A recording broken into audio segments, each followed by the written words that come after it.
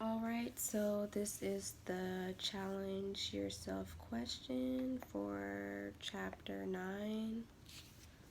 The first question states you are asked to attend a meeting of your organization's healthcare ethics committee in which an ethical conflict that the organization is facing will be discussed. How will you prepare for the meeting?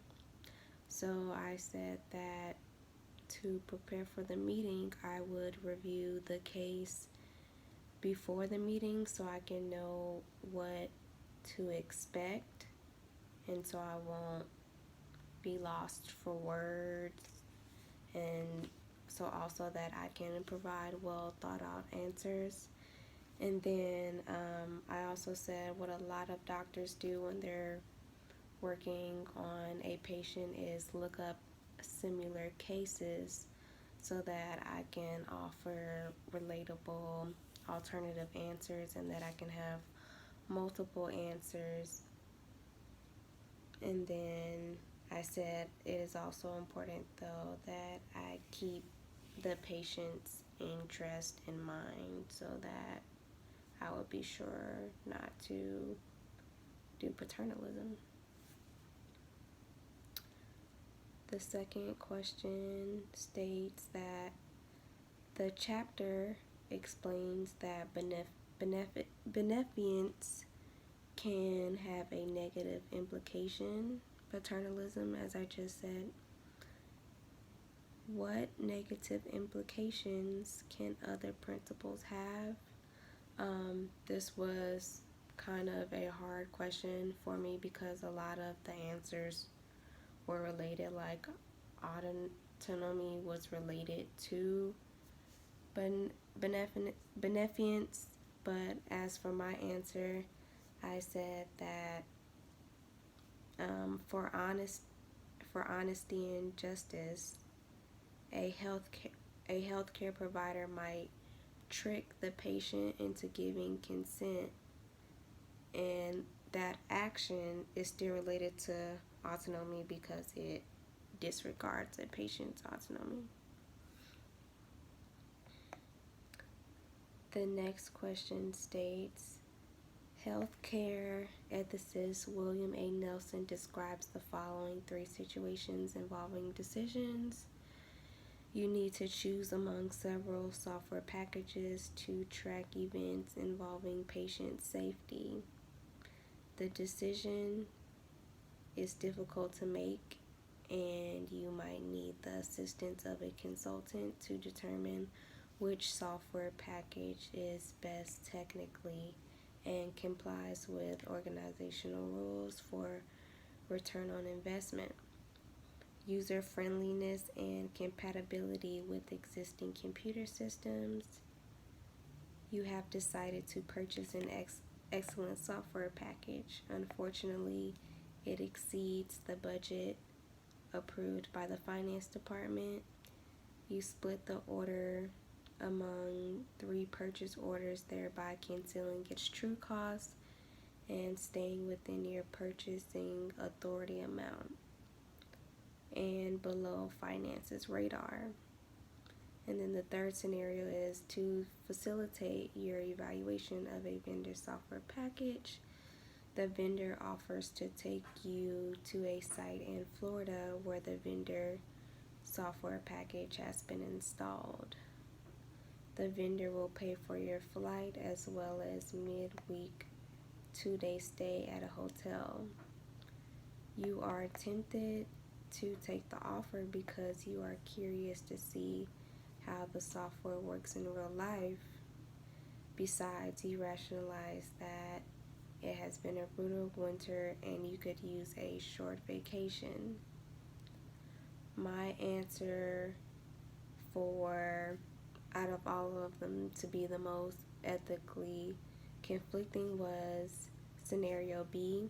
I said that I believe that scenario B was the most ethically conflicting because it said that it specifically it exceeds the budget approved by the finance office, and that concealing the true cost and staying within your authority amount below the finances radar.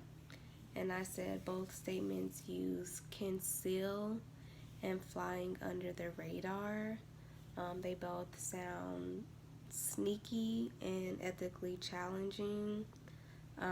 It's not being straightforward. You're literally masking the true cost, so you're kind of like getting over on the finance department. So that seemed to me the most ethically conflicting compared to going on vacation just to see how it worked, or in the first scenario where it says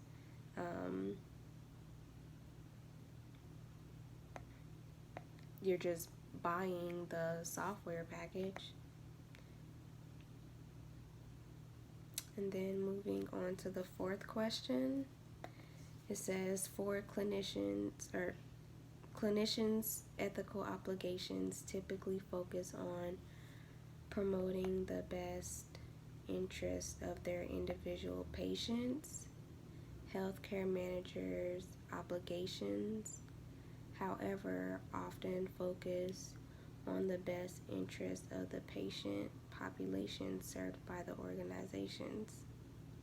How could these different perspectives affect discussions of ethical conflicts? For my answer, I said that it would be a matter of who is the main priority. And then I said complications like such would be, do we fund a study for a cure if it's rare, or if not a lot of people have the disease or it's uncommon? Or should we fund more programs for the mass and for preventative care? So what it really comes down to is the cost, and then the population, like deciding like where is it best for the money to go. But the executives and the doctors both have to share funds, and usually they have a set amount of funds for the quarter or for the year. And often doctors or the hospital receives donations and the use of health insurance. And so I think those two factors also kind of decide where does the money go and how to. I think that, let's say also, if a person has some sort of disease, and it's like, is it better to just let them die because it might not be covered by their health insurance? Or, as doctors, should they do everything they can to keep a person alive even though they might not be able to afford the cost afterwards? And so I just think that for doctors and healthcare executives, those are the type of ethical conflicts that they have to deal with just seeing patients every day and running a hospital. All right, that ends all of the questions.